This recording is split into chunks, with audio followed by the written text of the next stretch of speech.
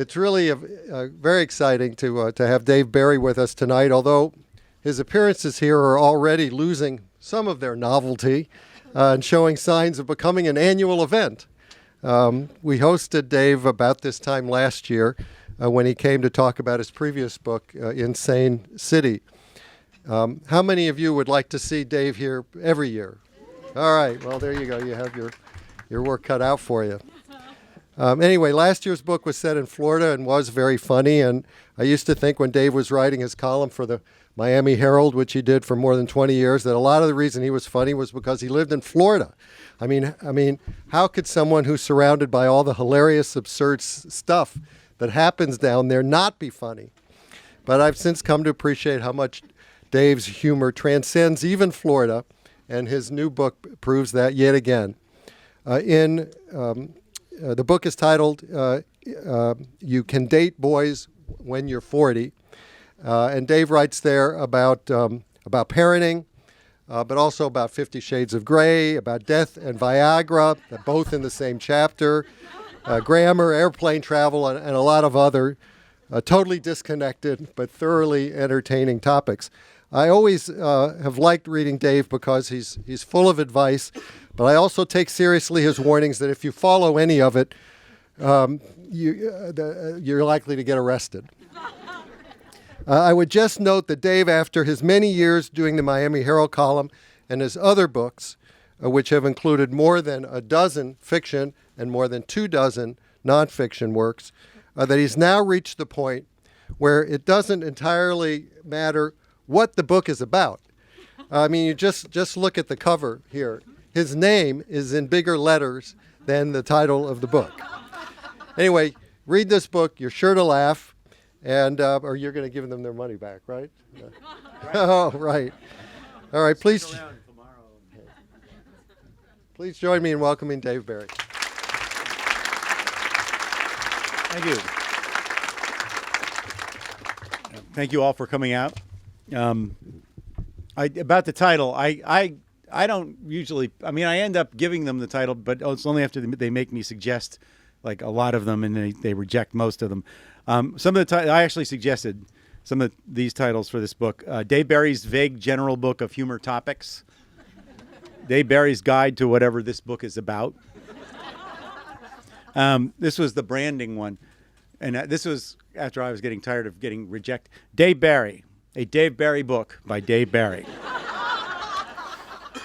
And the one I wanted to use and actually pushed pretty hard for, but they rejected, was Dave Barry. You probably thought he was dead. So anyway, it is a series of essays. The title one is based on my daughter. I have a daughter. When I wrote the essay about her, she was 13. She's now 14, and she went through puberty, which we need to find a cure.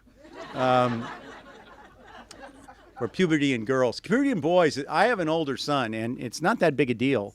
I don't think. No, I don't. Not compared with, because like boys basically become larger, hairier, smellier boys. That's puberty. Men are nothing but large, hairy, smelly boys. You know, men don't really change. I'm still going through puberty in my own way. Girls, it's very different. It's completely different. They transform, they mutate, they explode hormonally, and they're women all of a sudden, which is radically different from girls. The little girl that wanted you to tuck her in and tell her a story, it's not the same person at all, and she becomes part of a universe you have no real access to if you're her father.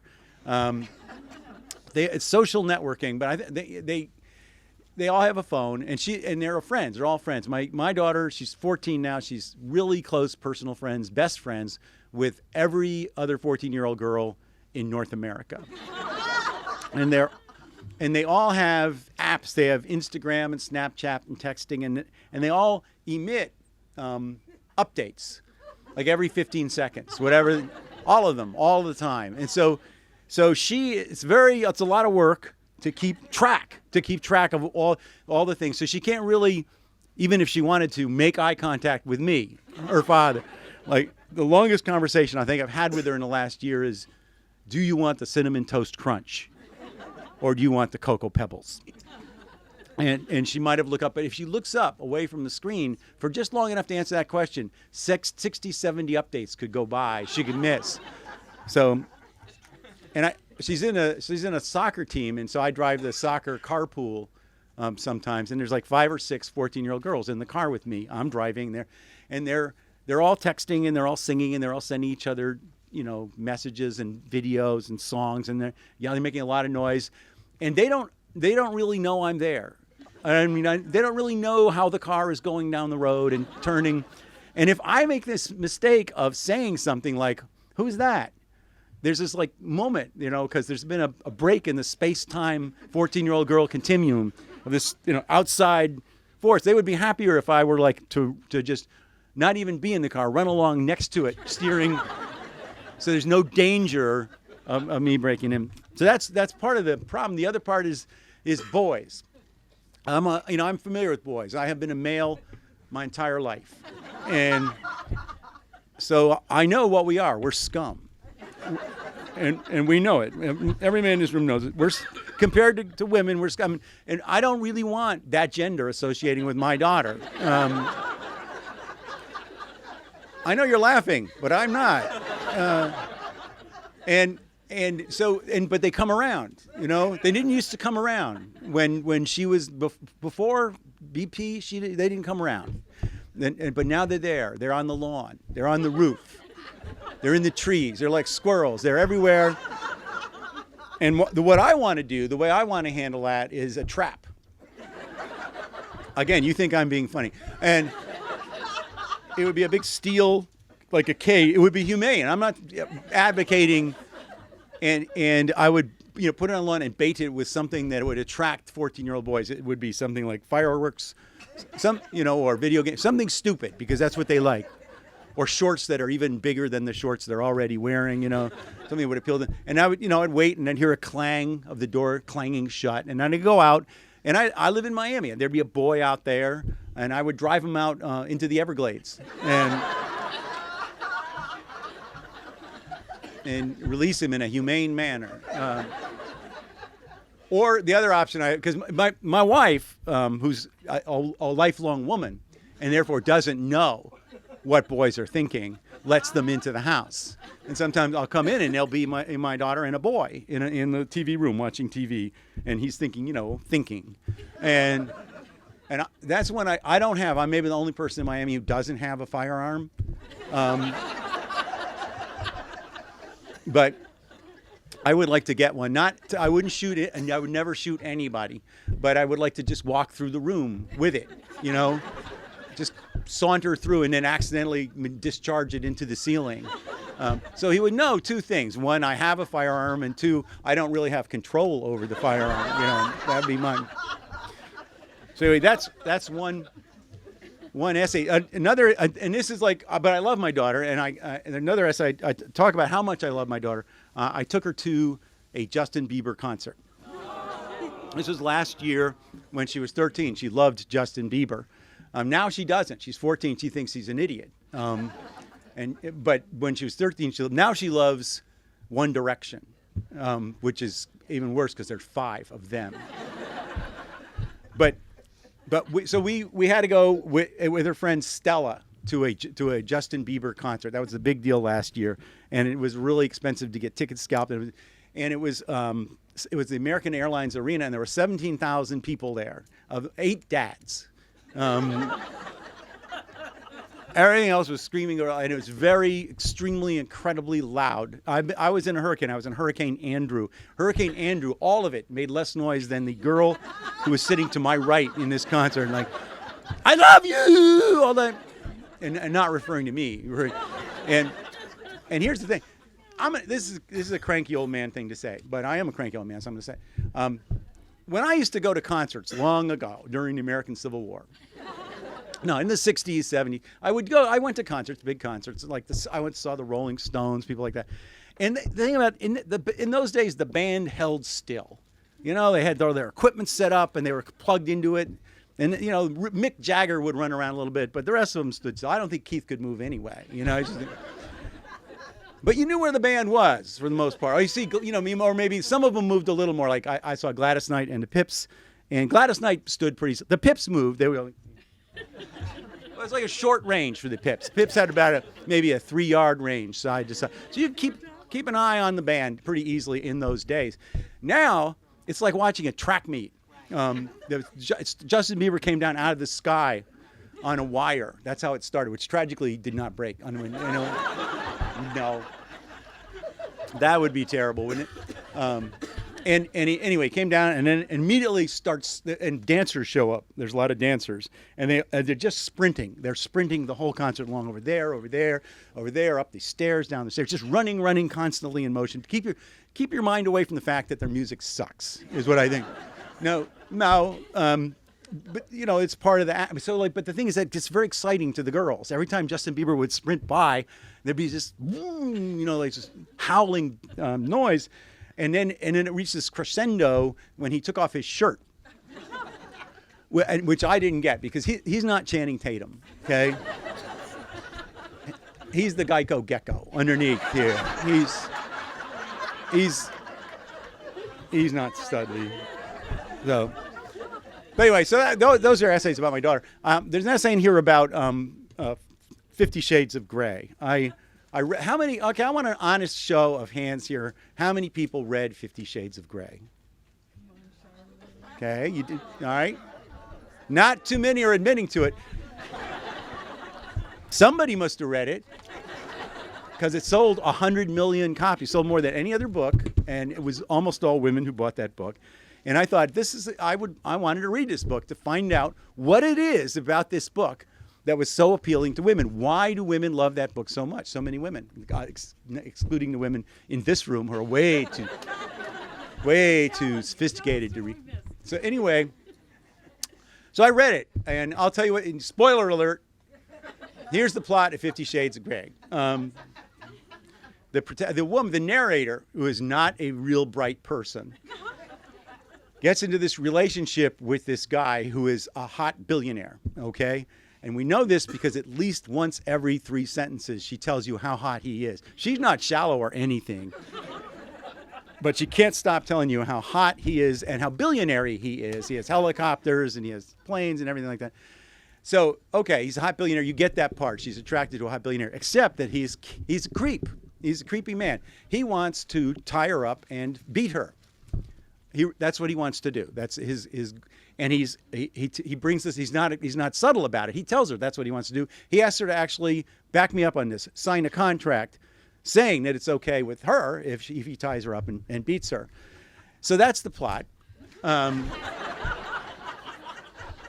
She's like, and it's all from her point of view. She's like, boy, he's a really hot billionaire, but he wants to tie me up and beat me. But he's such a hot billionaire, but he wants to tie me up and beat me. But he's hot, It goes on like that for 300 pages. And then near the very end, she decides she loves him so much she's going to let him tie her up and beat her. So she does, and he does, and it hurts. She doesn't like it. So she breaks up with him, and that's the end of the book. So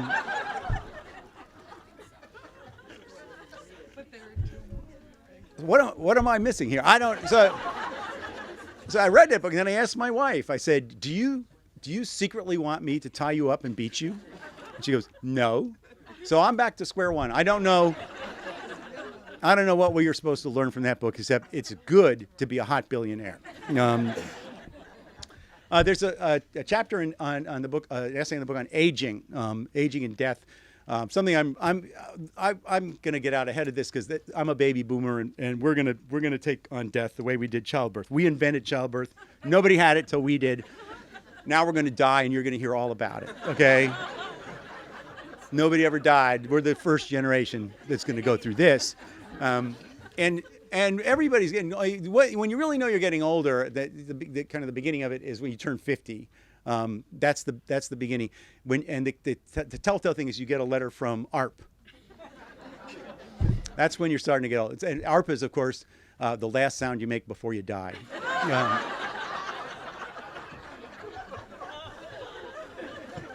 ARP!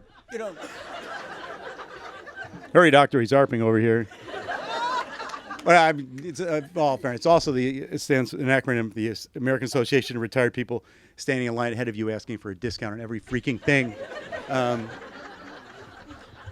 anyway, so I wrote an essay about the whole thing about getting old and aging, and I have in there a program for my funeral. I think it's going to be very popular. People are going to design their funeral service, and mine starts with mimes. The first people down the aisle are a troupe of mimes who will be carrying a casket. And the reason I'm using mimes is there will be no casket. They'll just mime carrying the casket down and setting it down, and then they'll be real sad. And then if they start to try to do the thing where they're trapped in a glass box, I'm going to have a sniper on hand. And then I'm going to have a clergyman come out and give a moving 15-minute talk about the benefits of becoming an Amway distributor. And then it goes on from there. I have an essay about men and women and how they think, and the difference between how men and women think. And the main conclusion I draw is that women think way more. They just think a lot, and men don't, which I think is one of the things women have the hardest time accepting about men. Which is why they're always saying, "What are you thinking?" And we're always saying nothing, and then they go, "Who is she?" They just think there is something when there's nothing. But really, it's true. If you look at the brains of the men in this audience right now, many of them are just going, Whereas women can't do that. They can never stop thinking. If you have a man and a woman sitting in a sofa for half an hour, sitting in a room for half an hour, the woman is going to have a million thoughts. She's going to go, God, should I have told her that? Well, I had to tell her that because she told me that, but I don't know if I should have told that. Well, maybe that should. And each thought is going to spur more thoughts and more. It's going to be this swirling mass of thoughts in her brain, just exploding. And the man in that same half hour might have one coherent thought, and it'll be something along the lines of, "My balls itch," So I wrote an essay about that. I have an essay on grammar in this book, on the rules of grammar, and it's based on a column I used to write regularly when I wrote columns called Ask Mr. Language Person, in which I would assume the persona of this language expert who would answer people's questions. Of course, I made up the questions. And the key to the Mr. Language Person column was that Mr. Language Person was the world's worst expert and got everything completely wrong, and his advice was horrendously bad. So it would be like a teeming error colony, that column. It'd be just full of grammatical errors, hundreds of them sometimes. And the reason I loved Mr. Language Person because of the mail he would get from people that I like to call the humor impaired, who thought it was a real grammar column, and who would send it back to me and say, with a little note saying, before you pass yourself off as an expert in grammar, perhaps you should check some of these facts. And then have circled 2 of the errors, and that was, anyway. I have an essay about Israel. I went to Israel last summer. I belong to a temple. I'm not Jewish. I'm nothing. My wife is Jewish. She's Cuban Jewish. Juban. I'm not. That's what they call themselves. There are many of them in Miami. They came over from Cuba. They didn't come on rafts. They parted the Caribbean. But there's a lot of Cuban Jews in Miami, and so our daughter's being raised Jewish. In fact, she invited Justin Bieber at the concert. I'm not kidding. To her bat mitzvah. It's true. She and Stella, her friend, had little invitations, and they ran forward and threw them up at the dancer clot as it came by. And they trampled across. They didn't come, but Justin Bieber didn't come, but his loss. But anyway, so the 3 of us went with our temple to Israel last summer, and I wrote about it. And it's interesting. I mean, I'm not going to get into all the politics because I really don't. I'm not qualified, but I can tell you there are some things you shouldn't do in Israel. And one of them, which I did, only tourists do these things. One of them is get on a camel. There's a tourist thing to do. The Bedouin run these camel trains, like in the desert, and a busload of tourists gets out, and they have you get on. The camels kneel down, and they have you get on them, and they take you around this course. And the guy who is, they give you a little very short instruction. The guy didn't speak a lot of English, and the last instruction he gave was, "Do not scream when camels stand up. Camel is standing up a little funny. And I'm thinking, well, how bad can it? You know, because camel does go up really in a funny way, and you're very high. Suddenly you're like, and then when he walks, it's not like a smooth, it's not the Lexus of the desert, you know, it's like, and after a very short ride, you realize why there's a lot of tension in the Middle East, man. That is how those people have been getting around, you know. And the other thing not to do, don't go in the Dead Sea. That's the other thing tourists do. Busloads, they disgorge them, and they'll go running down to go in because you can bob and float and take a picture of you reading the newspaper that everyone does, you know, except no Israelis do it. Nobody who's ever done it before does it, you know. Fish don't go in the Dead Sea. They're stupid, and they're smart enough not to go in the Dead Sea. Only tourists are stupid enough, because you walk past all these signs that say, don't put your head in the water, don't get the water on your face, don't, you know, it's like toxic sludge thing, you know. If they relocated it to an American city, they would evacuate the city immediately and sue somebody, you know, the Dead Sea. But no, it's hot, you know, going, because immediately upon getting into the Dead Sea, every orifice in your body cries out in pain. Every orifice. If you know what I'm saying. Well, so I have an essay on how to be a professional author, and it's very detailed, and it's easy. Anyone can do it. I did it. So I'm not going to go into that. And then an essay on manliness. My premise of this essay was that we're not as manly as we used to be. That men are not as manly as they used to be. And I based it partly on my dad. My dad was a Presbyterian minister.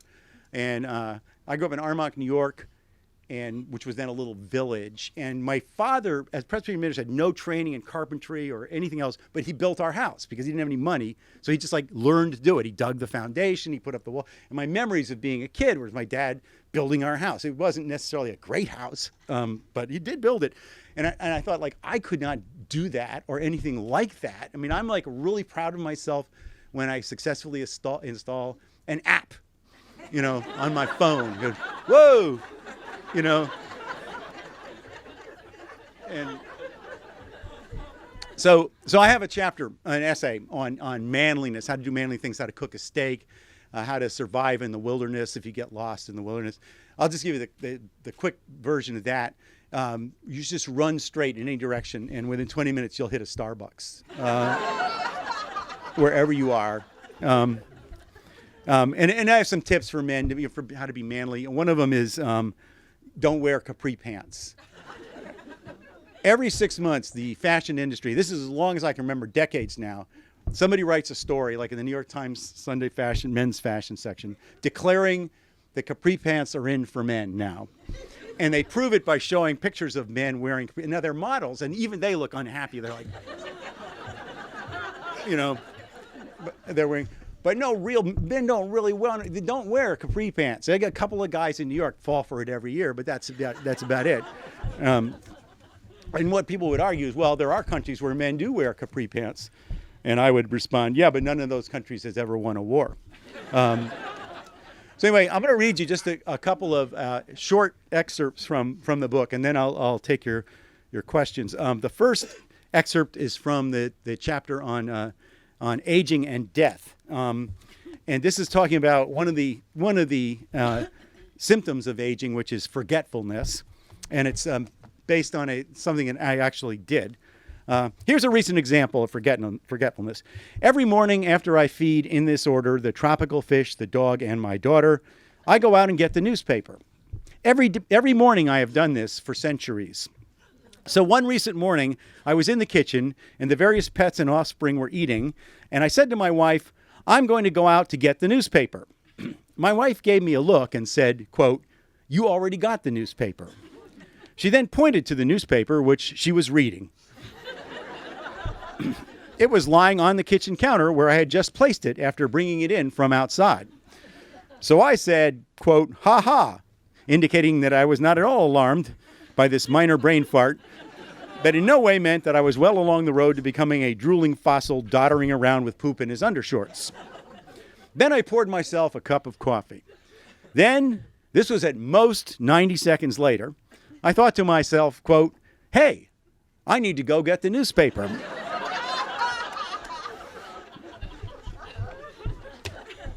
You older people are not laughing as hard at this point. So I went to the front door, opened it, and stepped outside.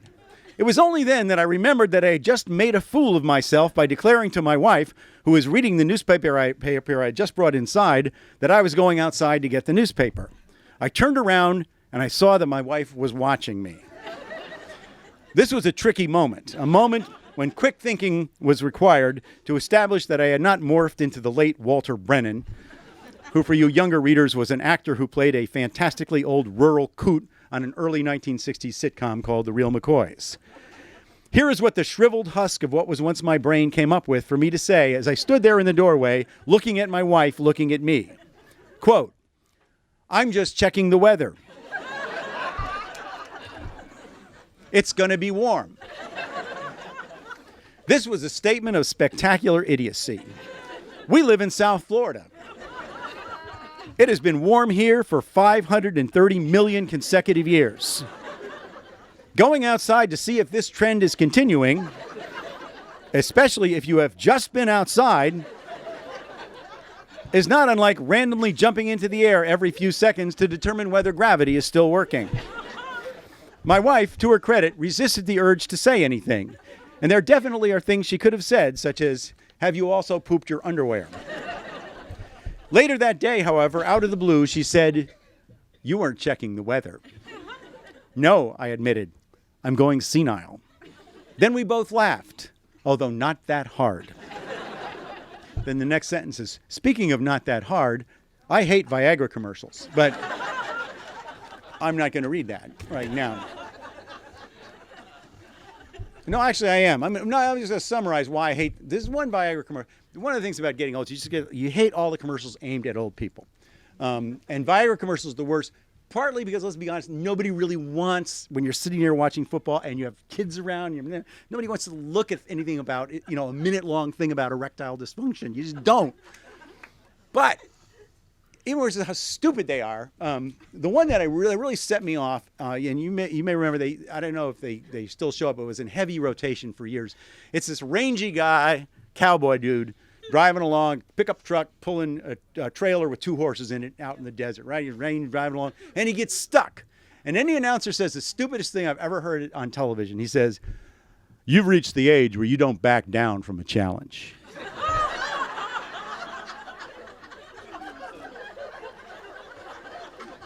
This is exactly the opposite of the truth. The older you get, the more likely you are to back right down from a challenge. If you have any doubt of that, go to YouTube and search for the phrase "shoot bottle rocket out of ass."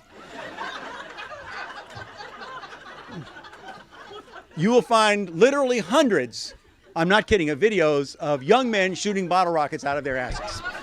In every case, somebody said, "Hey, I challenge you," or "I dare you to shoot," and they did it. Why? Because they're young. You'll see no older guys shooting bottle rockets out of their ass. I'm not going to the emergency room with a burned butt just to make you happy. Yeah, see that? Yeah, well, yeah, I've seen your video. So anyway, the guy, then the premise, I guess, is that Viagra is a challenge. So anyway, he gets the thing, he gets the horses out and they pull the thing out. He pulls the truck out with the horses, and then he has sex with them because he's, he's a stud. So the other essay I want to read you. This is excerpt. I wrote an essay on air travel because I travel a lot by air, and I'm always kind of amazed. I think there's like a ray that beams down on airports, an IQ reduction ray, because people just get stupid at airports. There's like simple concepts. You can take two things with you. Two things you can take on the plane. And people come up, they have like four things. And they go, "What? You can only take two things." What? Or they're standing there like next to row 12, holding a ticket that says your seat is 23B, and they'll hang around row 12 for 10 minutes trying to figure, well, what the hell would that be?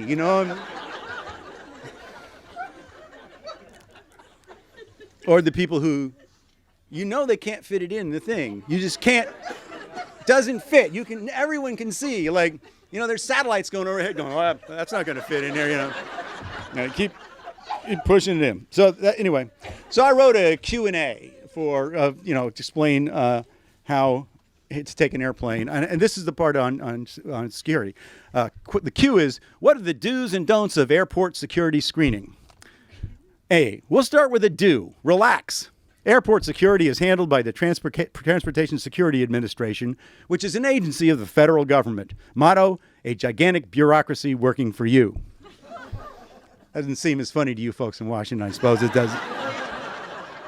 That's a big laugh getter the rest of the country. Anyway.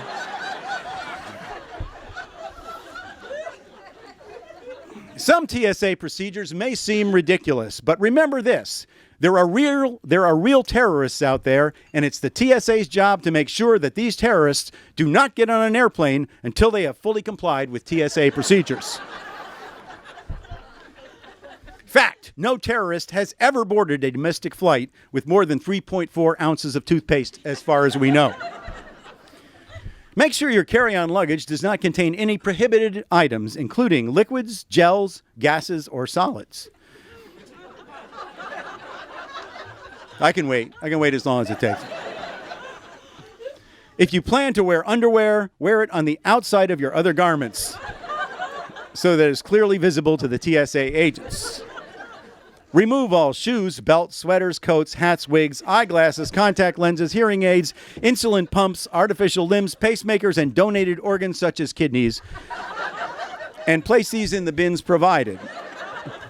Then shuffle or crawl slowly forward in the security line with your head down, taking care not to appear suspicious or make eye contact with anybody. The heart of the screening procedure is when you go through the scanner, which sounds scary, although in fact it's nothing more than a giant microwave oven that bombards your body with atomic radiation.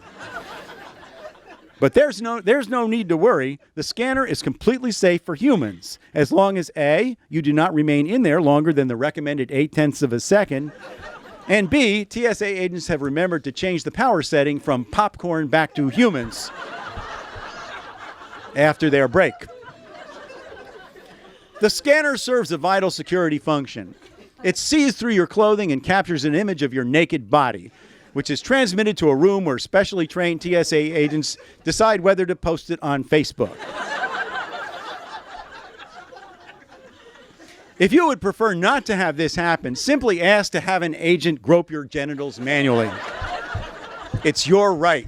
Anyway, okay, so thanks. Thank you. So that'll give you an idea of how much information is in this book.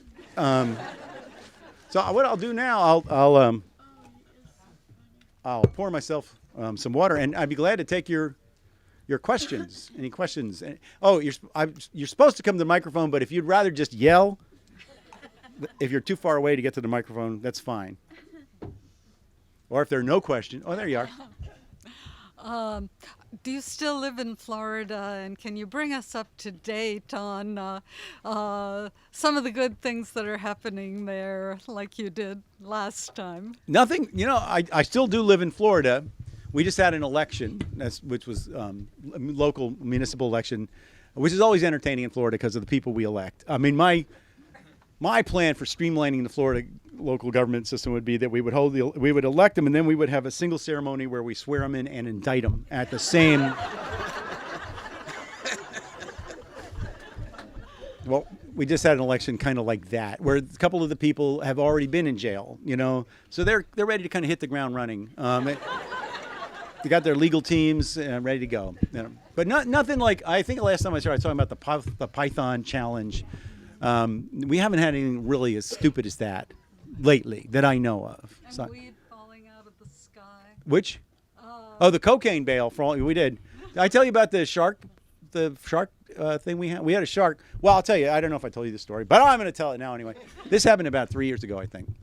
There's two guys. They were homeless guys fishing in Biscayne Bay, which runs alongside Miami. They caught a 6-foot nurse shark. And they wanted to try to sell it. I'm not sure who would buy it, but to a fish wholesaler in the Miami River, which is like sort of across of Midtown from the Biscayne Bay. But they didn't have a car. They didn't have anywhere to get there. So they took the people mover. which, as you may have gathered from its name, is not really designed for marine life. It's like, it's this little train that goes around downtown Miami. This was rush hour. So, and I got a picture from a lady who was on the train with these guys. It was not dead, the shark. It was not happy. It was not in good shape. But they brought a living shark onto the People Mover. Yeah. And we could have had, this is the thing, we could have had a shark attack on the People Mover. Tragically, we didn't, because that would have been the best story of all time. Anyway, they couldn't sell it, so they ended up dumping it on the streets of Miami. Yeah, and I was there the next morning when people came to work. There was a shark in downtown, and this created some concern. The police showed up and everything.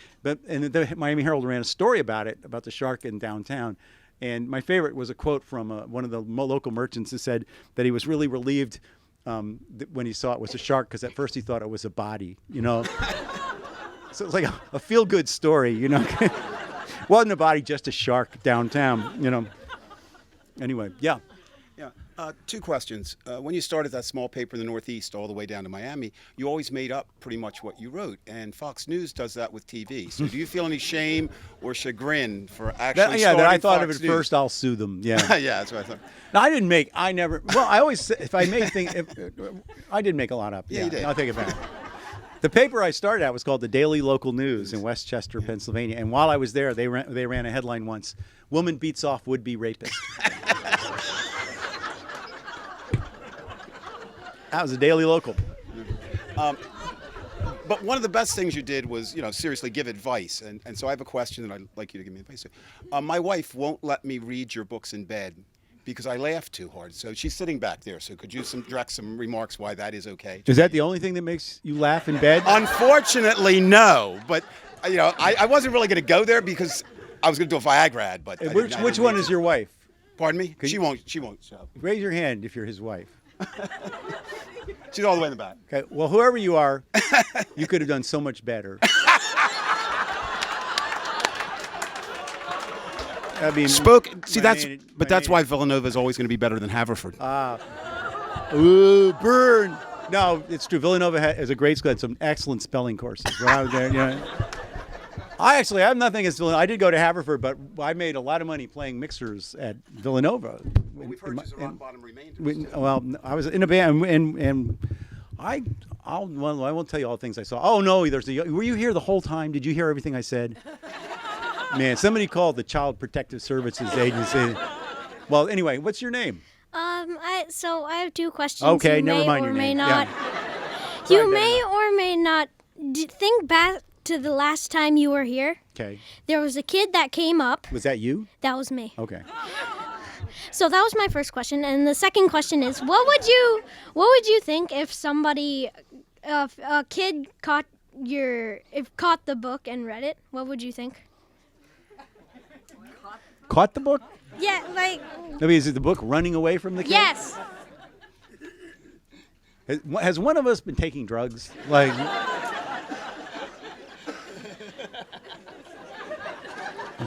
Well, whatever word. Just find the book. What? So say they found. Oh, if you the bought book. the book and read it, that'd be fine, except for like a couple of words that you shouldn't read in this book. Okay. Okay. When you get to them, don't read them. You'll know what they are. Okay. That's my advice. Okay. Well, how old are you? 10. 10. Okay. Psst, yeah. That's the equivalent of 18 when I was a kid. So yeah, you're good. Okay. Thank you. What has happened so far? You this can year? actually lift it up, if you, or you could do. I'm not 10. What has happened in January and February that might make the year in review? Oh man. Well, that's a hard question because I don't really start writing the year in review till like in October. But I'm suspecting a number of things will, like the weather will. But see, when I'm telling you this, it's going to sound so unfunny. This is the problem with writing the year in review. I look at all the headlines, I go, this isn't funny. And then it's like drudgery to try to turn it all into humor. So I'm not even going to go into it. Whatever you saw happen in the news, I'll probably end up writing about. But I don't know yet what. Probably Hillary Clinton, Chris Christie, or whatever his name is, Governor Christie. Yeah. So My niece Melissa, the science teacher in the family, thought your idea of paying the science teachers to do the science projects was the best idea. No, that wasn't ever. my idea. My idea was like not paying them. It was like telling the parents, if they don't give us the money we need to run the schools, we'll hold a science fair. Why didn't Use it as a threat.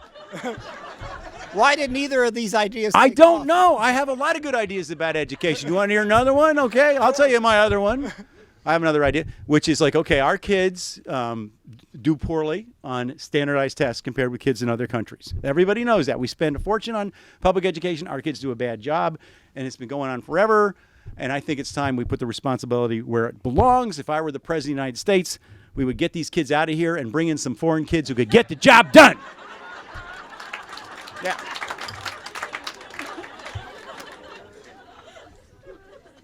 Yes. I'm wondering if you think the person who came up with the title of your book was politically incorrect, Because it could be. because he mentioned only boys, not girls. You mean, like, okay, there's so many levels I could take that on. But we're only talking about girls. But I know what you're saying. You're not actually the first person to point that out, and I've decided not to think about it. Yes, way in the back. Will I be live blogging the upcoming season of 24? I believe I will. I'm very excited that 24 is coming back. This is the show featuring Kiefer Sutherland as Jack Bauer, the man who never goes to the bathroom. And I just really wonder where they're going to go, because I don't know they'll ever be able to beat the episode. I don't want to get too inside-y with 24, but the episode where it turns out that you could attack the White House with frogmen swimming the underground river that flows directly under the White House from the Potomac that apparently nobody else ever noticed before. One minute they're jumping into the Potomac, and next minute they're coming up in the White House. Oh my God! You know, like I'm sure that the writers were like half in the bag when they thought of that. The hell with it, you know. Well, let them come up. Yes. Millions love your humor, but does your daughter find you funny? Does my daughter find me funny? Well, she hasn't actually listened to anything I said in a couple of years now, so I don't know. No, but the question I always get is, you know, do they mind? They mind that you write about them? You know, does your daughter specifically in this case mind? And I would say, well, you know, I could stop writing about her, and she could pay for her own college education. Because daddy needs material, you know. This is why my son got picked up in middle school in the Oscar Mayer Wienermobile, you know. Somebody's got to do it, and it's me. Any others? Okay. Oh, yeah, we'll take maybe one more. Yeah. So, from one Miami native to another. Yay! Whoa. Haven't lived there since '96. However, there are certain things that we Miami Beach natives know are just ridiculous. It is the Wild West and kind of ridiculous.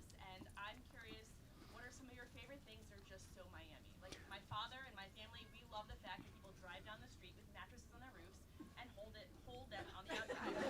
Why waste money on a bungee cord? Well, I mean, to me, the most singularly Miami thing is the driving. And I've always said, like, when you get there, you think nobody knows the law, and then after a while, you realize everyone's driving according to the law of his or her individual country of origin. And so there's that. I mean, it's the only place you see people back up on the interstate a lot. I missed my exit. And I'm not talking on the side. I'm talking in an actual, lane. And then you have a lot of older drivers, retirees mixed in, in the mix, who, and I think they didn't drive a lot. I think they were from the North. I think they took public transportation, lived in New York, and then they retired and they lost the vast majority of their sight and hearing. Then they moved down to Florida and got driver's licenses, which down there come with your Happy Meal. And so the other we have this certain kind of accident all the time, which is where a motorist drives into a building, sometimes fairly far into a building. And it's not a building that sprang up at the last second, The building had been there for some time when the motorist arrived, but it's on the news like regularly. There's a senior citizen in a building or in a swimming pool sometimes. And the news guy always says the same thing. The driver told police he thought his foot was on the brake when in fact it was on the accelerator, And we have all made that mistake. But how long does it take you to figure it out, you know? You have to wait till you're in the salad bar, you know? But there was one incident which, and I'll close with this, because it's true. It was like, this happened about 4 years ago. Police stopped a 73-year-old man, Miami police stopped a 73-year-old man driving a Chevrolet Cobalt, which in itself is not so weird. It's where they stopped him. Runway 9, Miami International Airport. You can look that up. This man, without realizing it, burst through the perimeter gate and was on the tarmac. And like, to me, that shows a lack of awareness, you know. I don't know about you, if I'm driving and I notice I'm tailgating a 757, I say, whoa, one of us is in the wrong place here, you know. And the thing is, that's my airport. I'm there all the time, and I can't get near a plane there with shampoo.